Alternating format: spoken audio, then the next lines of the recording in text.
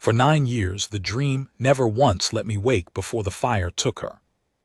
It began the same way every night, and every night I forgot that I already knew it. That is the cruelty of the thing. A man who dreams a nightmare twice can learn to say, "This is only the dream, I have been here before." My dream gave me no such mercy. Each time the smoke rolled down the great stair of the old hall of Sombralt, I believed it, the whole of it, as if it were the first hour of the first grief. Each time I heard the timbers of the roof groan like a wounded beast, and saw the orange light climbing the tapestries. My heart broke as though it had never broken before. And each time, my mother was on the wrong side of the fire. I could see her. That was the part the dream would not spare me. Through the wall of flame that filled the upper gallery I could see the pale shape of her, the Luna of the Nightfell pack, her gray cloak already smoking at the hem, and I could see her mouth moving, shaping words I could never hear over the roar. I would throw myself at the fire. My wolf, huge and black and half out of my skin, would throw himself at it with me, and the flames would take us both and drive us back, and I would rise and go at it again, and again, and the heat would peel the courage off my bones, and still I would go, because she was my mother and she was 10 steps away and I could not cross 10 steps. Every night I did not cross them. Every night the gallery came down in a rush of sparks and black beams, and the shape of her was gone, and I woke with my own howl still in my throat, and my sheets torn to ribbons under my claws. 9 years. I had been a young man of 22 the night the true fire came to Sombralt, and I was a king of 31 now, and in all that time I do not think I had slept a single night through. I had learned the tricks a sleepless man learns. I paced the ramparts until my legs shook. I drank the bitter root the healers brewed, which bought me an hour of gray nothing before the smoke found me again. I trained my warriors in the black hours before dawn because the yard was the one place the dream could not follow, so long as I was moving, so long as I was awake. But a man cannot stay awake forever. The body takes what it is owed.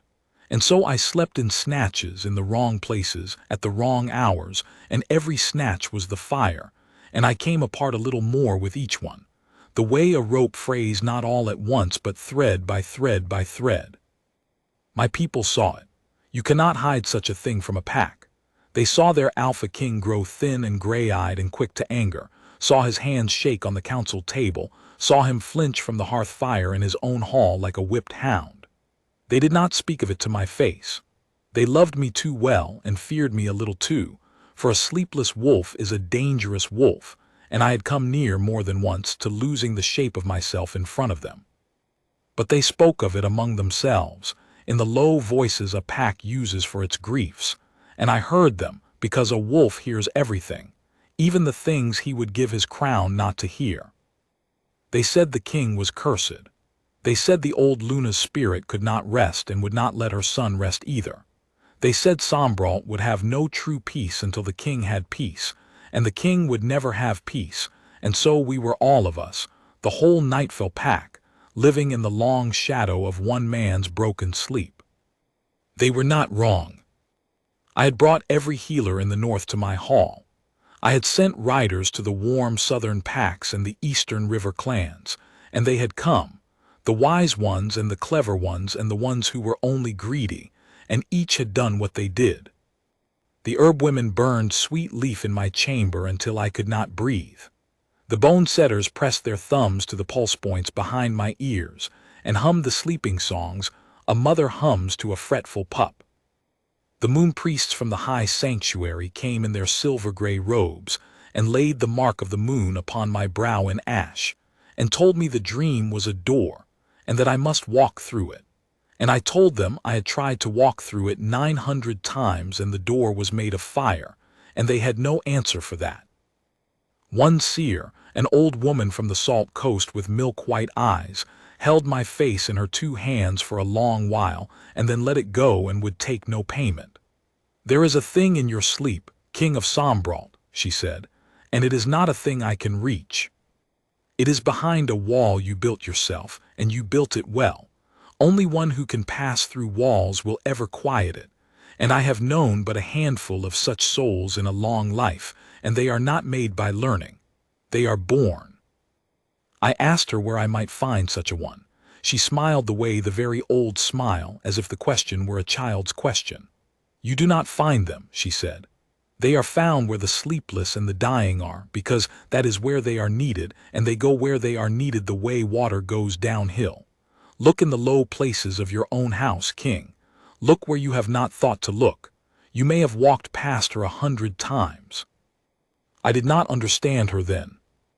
I put her words away with all the other words the wise ones had given me in the cold cupboard of my patience, and I went back to not sleeping, and the years went on. It was Havard, my first counselor, who at last spoke the name aloud. Havard was a gray wolf of 60 winters, blunt as a hammer and twice as useful, and he had served my father and my mother before me, and he loved me in the gruff, exasperated way that old servants love the sons they help to raise. He came to me on a night deep in winter, when the black mere below the hold had frozen edge to edge, and the wind off the ice was a knife, and he found me on the ramparts as he always found me, pacing, because I dared not go to my bed. You cannot go on so, he said. No greeting, he never gave one. I have watched you these 9 years, and I have held my tongue because you are the king, and a king's grief is his own. But I held your mother's hand the night she took you from her body, and I will not stand at this wall and watch her son shake himself to death, because he is too proud to try the one door he has not tried. There is no door I have not tried, Havard, I said. My voice came out worse than I meant it to, cracked and thin. I have opened my sleep to every wise soul in the north. Not every one, he set his jaw. He looked for a moment almost afraid, which was a thing I had never seen in him. There is a girl in the Moon Tower, a dream tender, old Wenna's ward. I knew of the dream tenders, of course, though I had never once given them a thought. Every wolf hold of the old kind kept them, a handful of women and a rare man who lived apart in the tower or the sanctuary and kept vigil over the sleeping. They sat with the dying so that no soul went into the last dark alone. They sat with the fevered and the mad and the ones whose grief had swallowed their sleep. They were not healers exactly, and not priests. They kept company in the night, and the pack tolerated them the way a pack tolerates all its strange and useful edges, with a shrug and a wide berth. I had inherited them from my mother's day, and I had never so much as climbed the tower stair to look at them. A dream tender, I said, and I heard the scorn in it, and I was ashamed of it even as it left me. Havard, I have had moon priests lay the moon on my brow. What is a tower girl to do that they could not? I do not know what she does, Havard said. I know that Bramwell the smith's wife lay 3 days in a fever sleep last autumn and no one could rouse her, and her breath was failing, and the girl went up into the woman's dream. That is how they speak of it, going up, going in. I do not pretend to understand it, and came out an hour later gray and shaking, and Bramwell's wife opened her eyes. I know that the old ones in this hold, the ones who remember your grandfather's time, do not laugh at the dream tenders the way the young ones do. They say there are 2 kinds of tender. There are those who only sit and hold a cold hand, which is a kind thing and no small one. And there are those, one in a lifetime, who can truly go where the sleeper goes. He looked at me. They say the girl is the second kind. They call her the sleepwalker. They say it as a jibe. I think they are afraid of her because she can go into a place they cannot follow. Look where you have not thought to look. The old seer's words rose in me out of their cold cupboard, and something in my chest, some worn and desperate thing, turned over. Bring her, I said, before my pride could stop me. Havard shook his head. That is not how it is done, they tell me. She will not be summoned like a servant to be looked at. She will come to a sleeper who wants her, or she will not come at all. If you want her, King, you must go up to the tower yourself and ask her, as a man asks, not as a king commands. I almost sent him from me for that. A king does not climb to a tower and ask a tower girl for anything.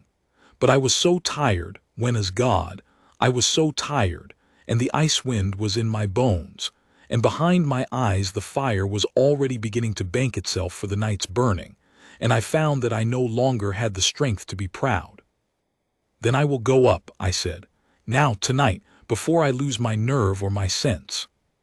The moon tower stood at the northeast corner of the hold, older than the great hall, older than the walls, a round gray finger of stone that had watched over Sombrault since before there were kings to name it. I had not climbed its stair in my life. The steps were worn to shallow curves by feet long dead, and there was no torch in the brackets, and I went up in the dark by the light of the small moon that came in through the arrow slits, and my heart was beating in a way it had not beaten in years, not from fear of an enemy but from the plain terror of hope. At the top, a low round room, warm against all sense, for there was only a small brazier of red coals in the center, and a single clay lamp burning on a shelf. Herbs hung drying from the rafters, and there were pallets against the wall, and on one of them an old woman slept sitting up, her chin on her chest. Wenna, I would learn, who was near 100 and had kept this vigil since my grandfather's day, and slept now as the very old sleep, half in this world and half already in the next. And at the room's one window, on a stool, with her hands folded in her lap and her face turned to the frozen mirror and the stars over it, sat the sleepwalker. I do not know what I had expected. Something strange, I think. Something marked, some milk-white eye or witch's bearing, some sign upon her that she was not as other women. There was nothing of the kind. She was a young woman of perhaps 25, plainly dressed in undyed wool, her dark hair braided back simply from a face that was neither beautiful in the way the songs mean nor plain, but only quiet, a still, watchful, deeply kind quiet, the quiet of deep water, of a room where someone is sleeping and you have learned to move softly. When she turned to look at me, she did not startle, and she did not bow, and she did not fear. She only looked at me, and I had the strangest sense that she had been expecting me for a long time, and was not surprised that I had finally come. And then I have tried many times to find the words for this, and I have never found the true ones, but I will set down the false ones, and you may guess at the truth behind them. Then something happened in me that had not happened in 9 years, and had never, in all my life, happened as it happened then. The roar stopped. You must understand. For 9 years I had carried the fire's roar inside my skull even in my waking hours. It was the ground note of my life, a low endless roaring like the sea in a shell, the sound of the burning that never fully left me. I had grown so used to it that I no longer knew I heard it, the way a man who lives by a waterfall forgets the water. But when this quiet woman turned her quiet eyes to me, the roar in my head stopped, all at once, as a struck bell is stopped by a hand laid flat against it. And into the silence where the roar had been there came a warmth, low in my chest, spreading. A warmth I had no name for, and my wolf, my great scarred, exhausted wolf, lifted his head inside me for the first time in years and looked, and knew and was still, not the frozen stillness of terror, but the stillness of an animal that has come, after a very long journey, to a place it recognizes as home. I did not understand it. I did not let myself understand it. I was a sleepless king who had climbed a cold tower on a fool's hope, and I would not, could not, let the wildest hope of all rise up in me and be broken like the rest. So I stood in the doorway and said nothing, and the silence in my head was so loud that I think I swayed on my feet. "You are the king," the woman said. Her voice was low and even. "You do not sleep." "I am the king," I said. "I do not sleep." And then, because I had come to ask, and I had promised Havard I would ask as a man and not command as a king, and because in that ringing new silence I found I could bear to say true things. I have not slept a night through in 9 years. Every healer in the north has failed. My own people say I am cursed and that I will die of it, and they are likely right. There is a fire in my sleep, and my mother is on the wrong side of it, and I cannot reach her, and I burn there every night and wake no closer than the night before. I stopped. My throat had closed, An old seer told me once that only one who could pass through walls could ever quiet it. My counselor says you are such a one. I do not know if I believe it, but I am out of doors to try and out of pride to keep me from trying, and so I have climbed your tower to ask you, will you sit my sleep? She rose from her stool. She was not tall. The top of her braided head came only to my shoulder. She crossed the small, warm room and stood before me and looked up into my face for a long moment, and there was no fear in her at all, and no awe, only that deep, kind attention, as though she were reading a hard word in a book by dim light. "What is your mother's name?" she asked. Of all the questions, the healers had asked me the color of my dream, the hour of it, the taste in my mouth on waking. The priests had asked me what I had confessed and what I had left unconfessed. Not one of them in 9 years had asked me my mother's name. Sithra, I said, and the saying of it undid something. Her name was Sithra. She was the Luna of the Nightfell pack, and she was fair, and she was strong, and she laughed like the mere in spring when the ice breaks, and she died in the burning of the old hall 9 years ago because I could not reach her through the fire. The dream tender took this in. She did not flinch from it, and she did not soften it with the easy words the kind and useless say. She is at peace now. It was not your fault. Time heals all. She only held my grief in her steady gaze as if it were a thing she had been handed to carry, and I felt, absurdly, that she could carry it, that her arms were strong enough for it, which no one's had ever seemed before. "I am Leora," she said. "I do not heal wounds. I do not lift curses. There are men in silver robes who claim to do those things, and I claim nothing. I only go where the sleeper is and keep him company in the dark so that he is not alone there. Sometimes, when I am with him in the dark, he can bear to turn and look at the thing he could not look at alone, and when he looks at it, it changes, because most of the things that live in our sleep are not what we believe them to be. That is all I do, King of Sombralt. I sit and I go where you go, and I stay beside you. It is not much, but no one else has done it, have they? In 9 years. They have all tried to pull you out. Not one of them has offered to go in with you and stand where you stand." I could not answer her. She was right, and the rightness of it broke me open. Every wise soul who had come to me had come to take the dream away, to cut it out, to seal it up, to drown it in herbs. Not one had said, "I will come and stand in the fire with you." It had not occurred to any of them. It had not occurred to me. "Will it harm you?" I asked, and I heard the strangeness in my own voice, that I who had thought of no one's harm but my own for 9 years should think first of hers. Something moved across her face, surprise, I think, as though no sleeper had asked her that before either. "It is not without cost," she said carefully, "to go into another's oldest dark and come back again, but I know the way in and I know the way out, and I have been doing this since I was a girl. You need not fear for me." A small, plain smile, the first I had seen from her. "Fear for yourself, King. It is your fire we are walking into. I only carry the lamp." That night, for the first time in 9 years, I did not go to my own bed. Leora had me carried a low pallet into the round tower room, near the brazier, and she sent word to Havard below that the king would sleep in the moon tower this night and was not to be disturbed for any cause short of the hold burning, at which Havard, I later learned, laughed for the first time in a year and then wept, and told no one why. I lay down. I did not think I would sleep. I never thought I would sleep. But Leora drew her stool close to my pallet and took my hand in both of hers. Her hands were warm and dry and very steady, and she did not sing to me, and she did not chant, and she did not burn anything or press any point behind my ears. She only held my hand and looked at me with that deep quiet, and she said in a low, even voice, "I am here. Wherever you go tonight, I will be there. You will not be alone in the fire. Go on now, go to sleep. I have you."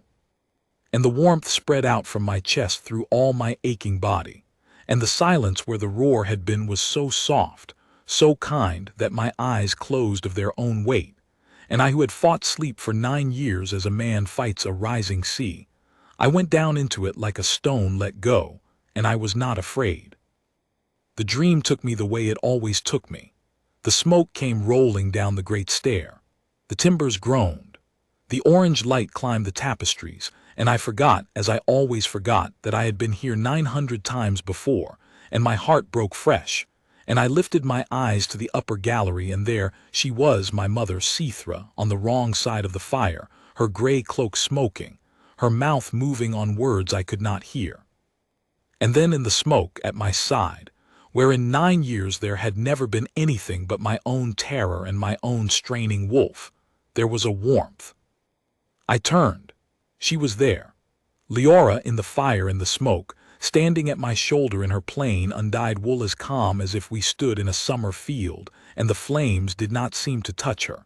And when she reached out and laid her warm, dry hand upon my arm, the fire did not burn where she stood, a small circle of stillness in the heart of the burning.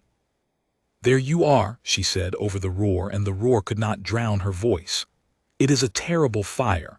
I am sorry it has been yours to burn in so long. Now I am here. You are not alone. Do not go at the fire yet. It will not let you cross. You know that. You have tried 1,000 times. Stand still with me a moment, only a moment, and look at her. Look at your mother, not at the fire, at her." Everything in me wanted to throw myself at the flames. 9 years of habit, 9 years of failing, 9 years of that terrible loving urgency, reach her, save her, cross the 10 steps. But Leora's hand was warm on my arm and her voice was steady, and for the first time in the dream I was not alone with the fire, and so, for the first time, I could bear to do a thing other than fling myself at it. I stood. I made myself stand. And I looked, truly looked, at my mother's face through the wall of flame. And I saw what I had never, in 900 nights, allowed myself to see. She was not reaching for me, that was the thing. In 9 years of dreaming this I had believed, I had needed to believe, in the way grief needs its own wound, that she was reaching for me across the fire, calling to me, begging her son to save her, and that I had failed her, that her last thought had been of my failure. But she was not reaching for me. Her hands were not stretched toward me at all. She had turned half away toward the little ones. For there had been pups in the old hall that night, a clutch of the pack's youngest, and elders too old to run. And it came back to me now with the terrible clarity of a thing long buried, that I had been carrying them out 2 and 3 at a time, down the burning stair and into the yard and back up again and again, while the fire grew, and that on my last trip up the stair had already begun to fall. And my mother on the wrong side of the fire was not reaching for me to save her. She was pushing me away. Her 2 hands were flung out toward me, palms open, and her mouth was shaping one word over and over, the word I had never in 9 years let myself hear over the roar, and Leora's stillness held the roar back just enough, at last, for me to hear it. "Go. Go, my son, go, the little ones do not come back for me, go." And her face was not terror and it was not begging. Her face, through the fire in the last moment before the gallery came down, was fierce and shining, and full of a pride so fierce it was almost joy. The pride of a Luna who sees her son carrying the pack's children out of the fire on his back. The pride of a mother watching her boy become the thing she had raised him to be, in the one moment it mattered most. She was not asking me to save her. She had chosen. She had spent her last strength pushing me toward the door, toward the living, toward the pack. Go, go, do not come back, they need you, and her last look at me, the look I had turned into an accusation and carried like a blade in my chest for 9 years, had been love. Only love. Love and pride and a mother's fierce, joyful blessing on a son doing right at the cost of his own heart. I fell to my knees in the fire. I have no shame in the telling of it. 9 years of a wound I had dressed wrong, torn open and dressed true at last, and it was agony, and it was the first clean thing I had felt since the night she died. And Leora knelt beside me in the flames, still and warm, and she did not tell me not to weep, and she did not tell me it was all right, because it was not all right. My mother was dead, that would never be all right. She only stayed. She only kept me company in the fire while I saw, finally, what had truly been there all along. And as I saw it, I swear this is true, though no waking sense can hold it, the fire changed. It did not go out. That is not what happened, and I have thought about this a great deal since, and I think it matters that it did not go out. The fire changed. The roaring, tearing, devouring fire of my nightmare softened, dimmed, gathered itself, and became, in the space of a few breaths, a different fire altogether. A hearth fire, low and gold and warm, the great hearth fire of the old hall of Sombrault as it had been in my childhood, when the pack gathered on winter nights and my mother sat in the high seat and laughed like the ice breaking and I was small and safe at her feet. The terror became warmth. The wall of flame became a hearth. And behind it, no longer trapped, no longer smoking, my mother sat in her high seat, whole and young and shining, and she looked at me across the warm gold light, and she was not dying, and she was not calling for help, and she smiled at me the way she had smiled at me 10,000 times when I was a boy, and I understood that I did not have to reach her because she had never once been lost. "Sleep now, Rurik," she said in the dream, and it was her voice, her true voice, the voice I had not heard in 9 years, warm as the hearth. "You did well, my son. You carried them all out. You did everything I asked. Sleep now. You have been so tired. I am not on the wrong side of any fire. Sleep." And I slept. I mean that I slept inside the dream, and then the dream itself grew soft and quiet and slid away into a warm gold dark with no fire in it at all. And I fell down through the dream into a place beneath dreaming, a still deep place with no smoke and no roar and no fire and no grief, only warmth and quiet and the sense of a steady hand still holding mine, and I lay in that place, that blessed empty place, and I rested. For the first time in 9 years I rested. I woke in the round tower room with the gray light of a winter dawn in the arrow slits, and the small clay lamp guttering low on its shelf and old Wenna snoring softly against the far wall, and I woke slowly, the way a man wakes who is not being chased, surfacing through warm water into the light, and I lay there for a long while not knowing where I was or why the world felt so strange, and then I understood what the strangeness was. I was rested, my body did not ache, my eyes did not burn. The great gray exhaustion that had been my constant companion for 9 years, that had sat on my chest like a wolf every waking hour, was gone. I had slept. I had slept the whole night through, and there had been no fire, and I had woken clean. I turned my head. Leora was still on her stool beside my pallet, but she had fallen asleep herself at last, worn out, her head bowed against the wall, and she still held my hand loosely in her 2 hands even in her sleep, and in the gray dawn light her face was so tired, so drained, that I understood for the first time and truly what she had meant when she said it was not without cost. She had gone into the fire with me. She had gone into the oldest dark of a broken king, and stayed there while he burned and wept and finally saw, and she had carried the lamp for both of us, and it had cost her. And she had done it for a stranger who had scorned her kind for 9 years without a thought, and asked nothing, and taken nothing, and given everything. And my wolf inside me, awake and rested and clear-eyed for the first time in his long torment, looked at her sleeping face and knew her, all at once and entirely, the way you know a thing you have somehow always known and only just remembered. Mate. The word rose in me not as a hope now, but as a plain fact, plain as the dawn light, plain as my own name. This is your mate. This is the one your body was made to find. Only a mate could have crossed the wall you built. The old seer told you, only one who can pass through walls. She passed through the wall of your sleep because she was made to pass through to you, and no one else in all the world was made so, and here she is, worn to the bone from saving you, holding your hand in her sleep. I did not wake her. I lay very still so as not to wake her, and I watched her sleep in the gray light, and I let the enormous quiet knowledge settle into me and become part of me. And I made her a promise then, silently in the tower, while she slept, not the promise of a king, who owes his people everything and can give his own heart to none, but the promise of a man, which I had thought I would never in my life be free enough to make. I promised her that whatever it cost me, I would spend the rest of my life keeping her company in the dark, as she had kept me company in mine. But I am ahead of my own tale, and a man in love is always ahead of his tale, and I must go back and tell it as it happened. She woke a little after I did and found me watching her, and to my great pleasure she did not fluster or pull her hands away in haste. She only looked at me a moment, taking in the change in my face. I saw her see it, saw her understand that it had worked, that I was rested, and something eased in her own tired face, a deep professional gladness, the gladness of one who has done the hard thing she was made to do and done it well. "You slept," she said. "I slept," I said. My voice was hoarse, but it was hoarse from disuse of a natural kind, not from screaming. "Leora, I slept the whole night.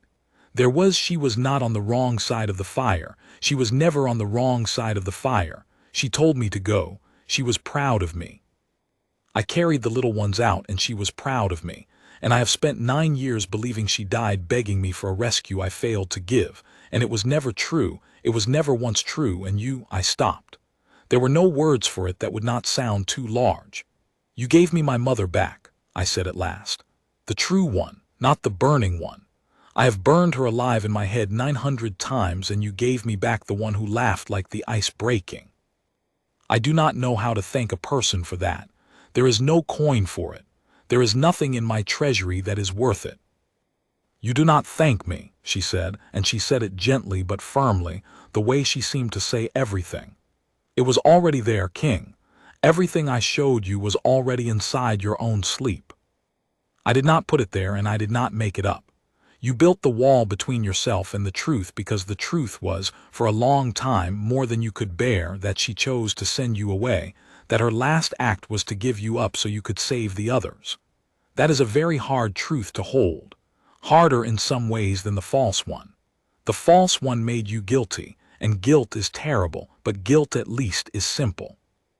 The true one asks you to carry her love and her sacrifice both forever, and know you can never repay it. That is a heavier thing. You were not ready to carry it, and so you built the fire in front of it. I only sat with you until you were ready to look. That is all a tender does. We do not bring you anything from outside. We only sit in the dark with you until you can bear your own light." I have thought about those words 1,000 times since, and I think they are the wisest words I have ever heard, and I have heard the wisdom of moon priests and old kings. Word went down the tower stair that morning, and through the hold, and it went the way news goes through a pack, faster than a rider, and by midday every wolf in Sombrault knew that the sleepwalker had gone up into the king's sleep, and that the king had slept the night through and come down from the moon tower for the first time in 9 years with his eyes clear and his hands steady. They did not know whether to believe it. They came to look at me casually, as if on other errands, drifting past the hall on invented business. And they saw that it was true, that their king was rested, that the gray terrible weight was off him, and the hold that had lived so long in the shadow of my broken sleep began, that day, very slowly to breathe. Havard came to me in the hall and stood before me and could not speak, and there were tears standing in his old blunt eyes, and I rose and took him by the shoulders, my father's old servant, my mother's old friend, and I said, "You were right. I should have climbed the tower years ago. You were right, old wolf, and I was a proud fool, and you saved my life by making me go." And he wept then, openly, in front of the whole hall, and no one thought the less of him, for they were all near weeping themselves. Only Havard, when he had gathered himself, drew me aside and said, "Lo, there is a thing you should know, King, before your heart runs off with you, for I have watched your face all morning, and I know where it is running. The dream tenders they are not usual. The girl especially. The pack has never known what to make of her. Some of the young ones fear her outright. They call her the sleepwalker to her face and mean it as a wound. If you were to take her up as anything more than a tender, there would be talk, hard talk. They love you, but they do not love a thing they do not understand, and they do not understand her." He said it plainly, as he said everything, not to warn me off, but so that I would go into the thing with my eyes open, which was Havard's whole nature. "I only tell you so you know the ground you are on." "I hear you," I said, and I did hear him. But I had spent 9 years asleep in my own life, if you can call it that, 9 years too broken to want anything for myself. 9 years a king and only a king. And I found, standing in that clear-eyed morning, that I no longer had it in me to let the fear of hard talk keep me from the one warm thing my life had offered me. I had learned in a fire that some things are worth the reaching for even when you cannot cross the 10 steps at once. I would cross them slowly if I had to, but I would cross them. She did not leave the tower, and I did not send her away, and so began the strangest and gentlest season of my life. For she stayed on at Sombralt. There were others in the hold who needed a tender's care, the dying and the sleepless and the grief swallowed, and old Wenna was too old now to climb into anyone's dark, and so Leora had work and stayed to do it.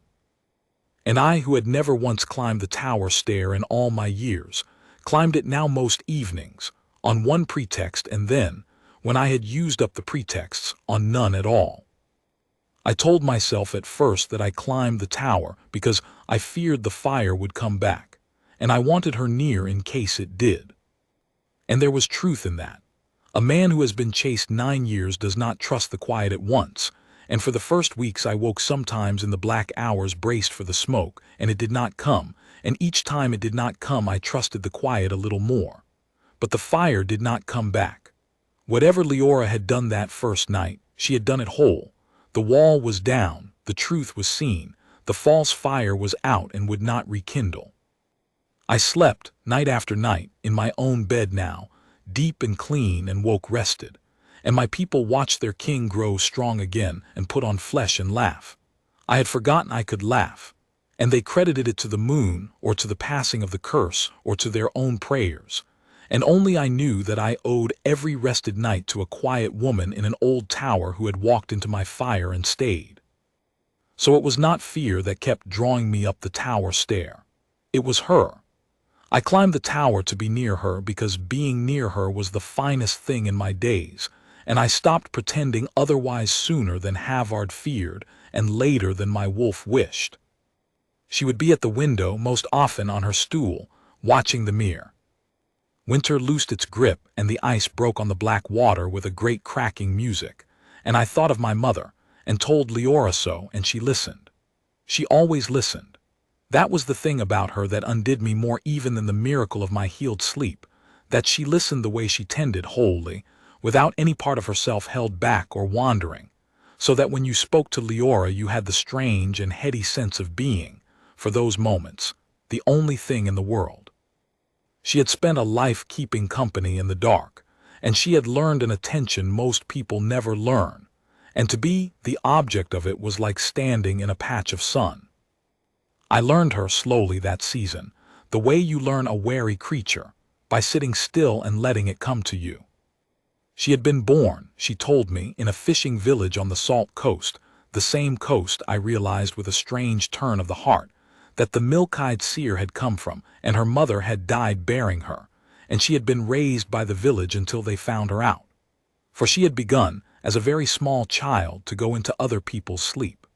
She would tell a neighbor, at 4 years old, of the dream he had had in detail, before he had told a soul. She would wake screaming from the nightmares of the old woman who lived next door. She would sit by a dying man and describe, in her child's voice, the sunlit meadow he was walking in as he passed, so that the family gathered round wept not with grief alone but with a terrible comfort. And the village, being a village and being afraid, had not known whether she was blessed or cursed, and had kept her at arm's length, a strange girl, a useful girl, the sleepwalker, wanted when someone was dying and shunned every other hour. I was very lonely, she said simply, without self-pity, when she told me this. It is a lonely gift. You go into the most secret dark of everyone around you, all their fear and grief and shame. You know them more deeply than a wife knows a husband, and none of them can bear to be near you in the daylight because you have seen too much. I made my peace with it long ago. Wenna found me when I was 12, the old tenders find each other. We are drawn together the way iron is drawn, and she brought me here and taught me the craft and gave me a place, and I have been grateful all my life. But I did not expect, she stopped. She looked at the mirror. I did not expect ever to be looked at the way you look at me, King, as if I were not the sleepwalker, as if I were only Leora. It is a strange feeling. I do not know what to do with it. Do nothing with it, I said. My heart was beating hard. Only let it be true, for it is true.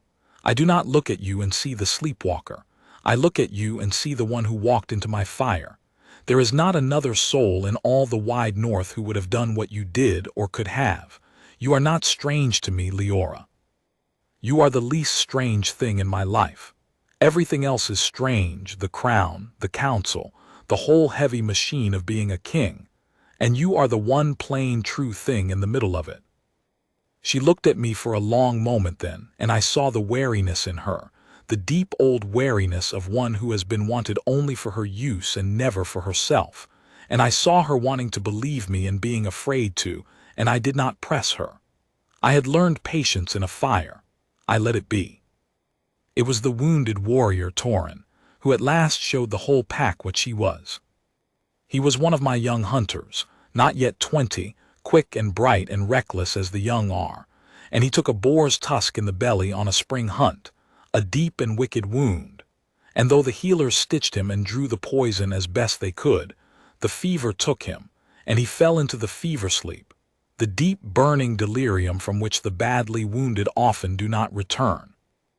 For 2 days he thrashed and cried out and did not wake, and his young wife sat by him and wept, and his mother sat by him, and the healers shook their heads and said his body was fighting, but his mind was lost somewhere in the fever, wandering, and could not find the way back, and that if he could not find the way back he would burn out and die though the wound itself might heal.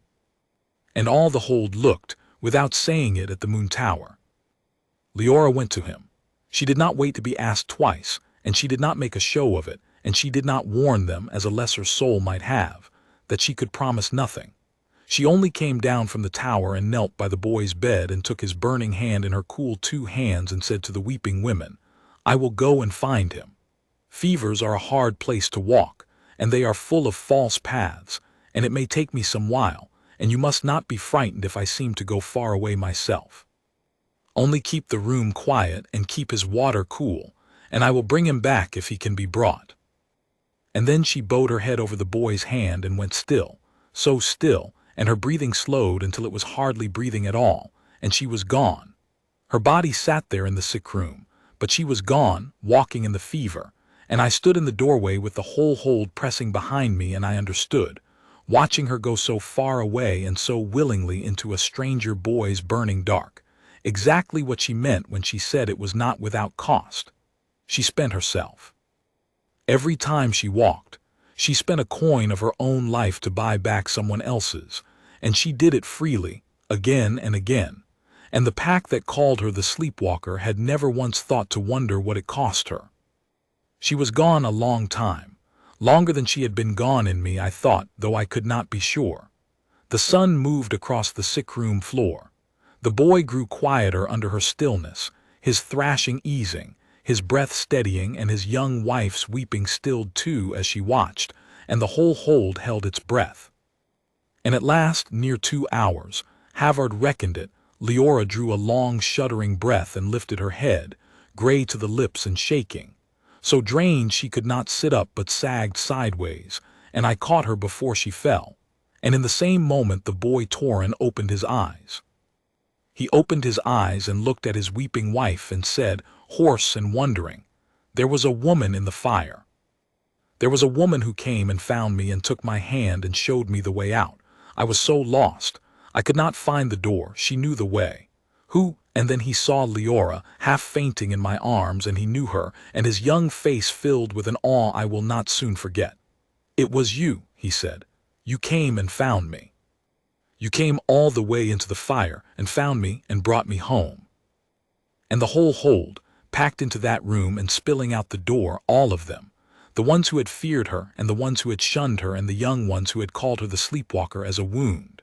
The whole Nightfell pack looked at the gray, shaking, spent young woman in their king's arms, who had just gone alone into a dying boy's fever and carried him out on her back, and something turned over in them, all at once, the way something had turned over in me in the tower doorway. They saw her. For the first time they truly saw her, not a strange thing to be feared. a soul rarer and braver than any warrior among them, who spent her own life, quietly, over and over, to keep others company in the dark and carry them home. Torin's mother came and knelt before Leora and took her hand and kissed it, weeping, and could not speak, and Leora, too spent to do more, only closed her weak fingers around the old woman's hand. And that was the beginning of the end of the hard talk Havard had feared. You cannot fear a soul you have watched carry your children out of death.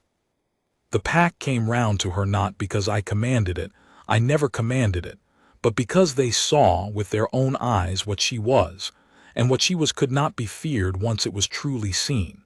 It could only be loved. I carried her back up to the tower myself that day and laid her down to rest, for she was too spent even to climb the stair, and I sat by her while she slept the deep flat sleep of the utterly emptied, and I did for her, that once what she had done for me. I kept her company in the dark. And when she woke, hours later, and found me still there, watching over her, she looked at me a long while in the lamplight, and then she said, very low, "No one has ever sat with me, in all my life. I sit with everyone, and no one has ever sat with me. I did not know it would feel like this." "It will feel like this for the rest of your life," I said, "if you will have it so. For I mean to sit with you every dark you ever walk into, Leora, from this day. You will never go into anyone's fire alone again. You will go in, and I will be waiting at the door, and I will pull you back if you go too far, and I will be there when you come out every single time as long as I live. That is what I have to offer you. Not the crown, though I offer that too, but mostly this, that you, who have kept the whole world company in the dark, will never again be alone in it." She was quiet for a long time, and then she asked me the thing she had been afraid to ask, the fear I had seen in her all that long, gentle season, and I loved her the more for asking it plainly. "Is it me you want, Rurik, or is it what I can do? For I have been wanted for what I can do all my life, and I have never once been wanted for myself, and I do not think I could bear it to be a king's, to be the thing that keeps the king's sleep, to be useful to you the way I have always been useful to everyone. I would rather go back to my tower and be alone than be that." And I understood then that I had to answer her not with the truth of my healed sleep, which she would always suspect, but with a truth that had nothing to do with her gift at all. And I found it, and it was easy to find, because it was there in me and had been there since the tower doorway. "On the first night," I said, "before you ever walked into my sleep, before I knew you could do anything at all. When I stood in your tower door and you turned and looked at me, the roar stopped. The fire's roar I have carried in my head for 9 years, waking and sleeping. It stopped the moment you looked at me, before you had done a single thing, before you had spoken a word. My wolf lifted his head. Something in me that had been howling for 9 years went quiet, all at once, at the sight of your face. I did not want to tell you then because I did not dare hope and because I did not want you to think it was only my sickness reaching for its cure. But it was not your gift that quieted me in that doorway, Leora. Your gift I had not yet seen. It was you, only you. My body knew you before my mind did, before your gift did. You are my mate, not the king's tender. My mate that I was made in the world to find, and I would love you if you could not walk into a single dream, if you had no gift at all, if you were only a fishing village girl with quiet eyes who listens like no one else alive. I want you, not what you can do, you, and I will spend my life proving it if you will let me spend my life at all." She wept then. Leora, who had held 100 dying souls without breaking, who had walked into fire for strangers, wept in the lamplight of the old tower, and I gathered her against me, gently, gently, and held her while she wept out the loneliness of a whole life, and it was, I think, the first fire she had ever let anyone else help her carry. There is not much more to tell, and what there is, I will tell plainly, for it is the sweetest part and the plain telling suits it best. I would have wed her that same season, but Leora would not be rushed, and she was right not to be, for she had a fear to master first, and mastering fears is not a thing that can be hurried. So we went slowly, that spring and into the summer, and I courted her the way a man courts and not the way a king acquires, and it was the happiest labor of my life. I brought her down out of the tower into the light. I walked with her along the shore of the Black Mere in the long summer evenings, and showed her the places of my childhood, and told her of my mother until my mother became, for her, almost a person she had known. I sat by her when she tended the dying, and learned to be quiet in a sick room, and learned that there is a whole country of the soul that only the tenders know, and that it is not a dark country as I had feared, but a country of great tenderness, where people are more truly themselves than they ever are in the light. And I let the pack court her too, in their way, which they did, once they had seen her carry Torrin home. They brought their troubled sleepers to her and their grieving elders and their fevered children, and she tended them all, and they came to love her, and the young ones who had called her the sleepwalker as a wound came, shame-faced, to call her that now as an honor, for they understood at last that to walk in sleep is the bravest walking there is. By midsummer there was no talk against her anywhere in Sombrald, hard or soft. There was only the plain gladness of a pack watching their healed king fall in love, and being glad for him, and being a little in love themselves with the quiet woman who had given him back. The one true trial came near the end of that summer, and I will set it down because it was the moment she finally, wholly, let herself be mine, and because it nearly cost me everything, and a man should be honest about what a thing nearly cost. There was an old woman in the hold, Mother Ansel, near as old as Wenna, and she fell one night into a sleep from which she did not wake, and it was not a fever and it was not a natural passing but something darker, a sleep with a black weight in it, the healers said, a sinking sleep, and she sank and would not surface, and her breath grew fainter by the hour. Leora went to her, of course, and knelt by her, and took her hand and told me, for I was there now always when she walked. I had kept my promise. She told me, "This one is deep.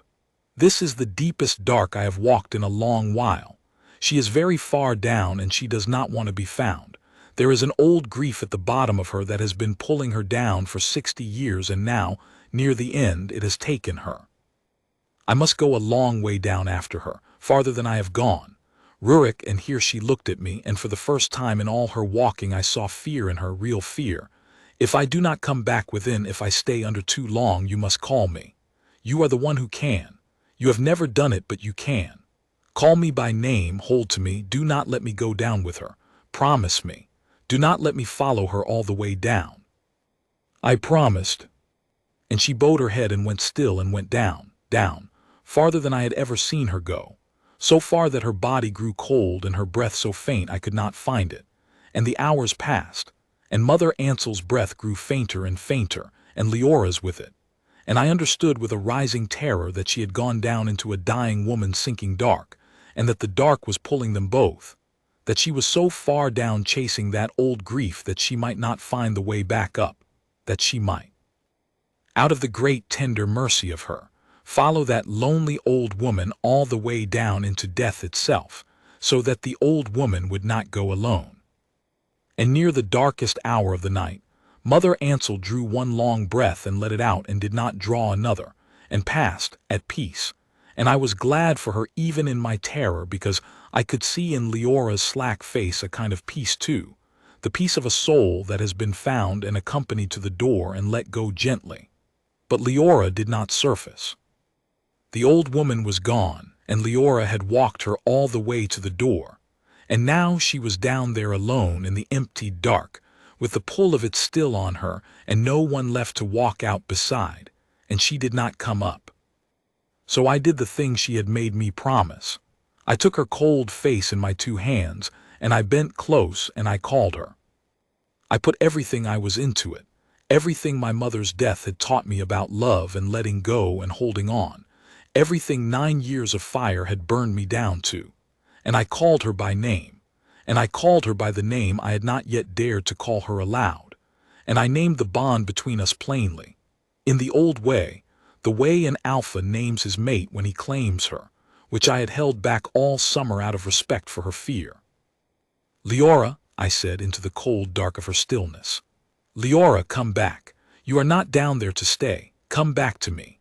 You are my mate, Leora of Sombralt, my mate and my Luna and the whole warm heart of my house, and I am at the door, I am here.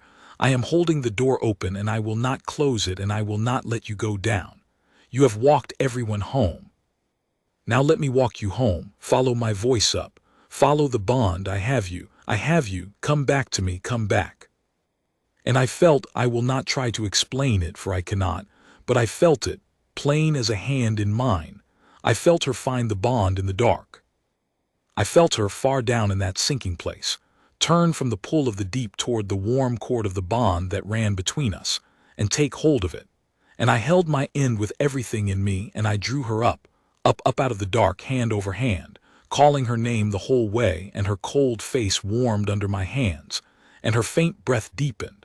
And at last, at the very edge of the dawn, Leora opened her eyes and looked up into mine, and she was there. She had come back. She had followed the bond home. You called me, she whispered. You caught me. I was so far down. I have never been so far down. I was going to go with her. I could not bear for her to go alone, and then I heard you calling, and I felt the cord, the bond, warm in all that cold, and I knew that if I went down I would be leaving you at the door forever, holding it open in the dark, waiting for someone who would never come out.